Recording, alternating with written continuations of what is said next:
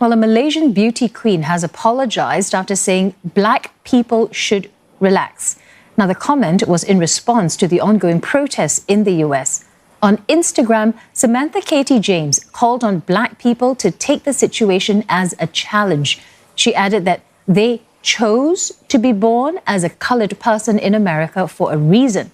Her comments were slammed, with more than 80,000 people signing an online petition calling for her to be stripped of her 2017 Miss Universe Malaysia crown.